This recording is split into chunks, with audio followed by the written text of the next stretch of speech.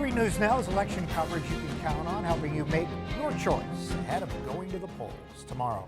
Tuesday, November 7th is finally election day. Voters will cast ballots in statewide, judicial, and municipal races from city and county council to school boards and township supervisors. A countywide race that has a lot of interest in Erie County is the contest for one open seat for judge on the Erie County bench. Our Lisa Adams checked in with both candidates today to see how they're feeling ahead of Election Day. Lisa, good evening.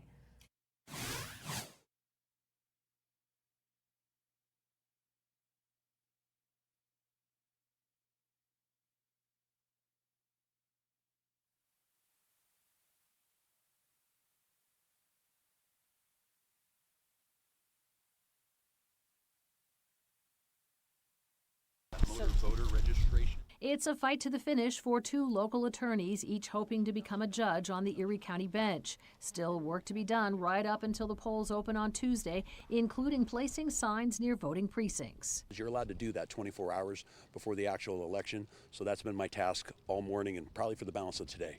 We're handing out poll watching certificates and putting up signs at voting locations and trying to organize everyone. Eric Mikovich of Elk Creek Township is running on the Republican ticket and Pete Sala of Erie on the Democratic ticket.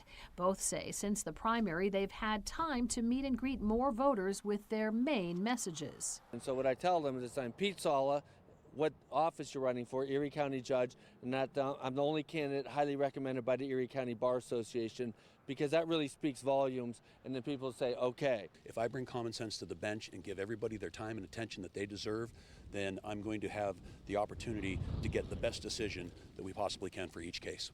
There's a big disparity in fundraising and spending in this race. Mikovich has invested $68,000 of his own money into the campaign just since the primary. I felt that was my personal obligation because this is something that I personally want to undertake. And so that's what I was willing to back up, whether it was in a work ethic or whether it was financially. Sala's spending $15,000 of his own and his fundraising much more modest. There were a lot of people who gave smaller amounts, and we're really proud of that because it's not about the amount of money you raise, it's about the campaign you're running. Both believe they can make a difference on the bench.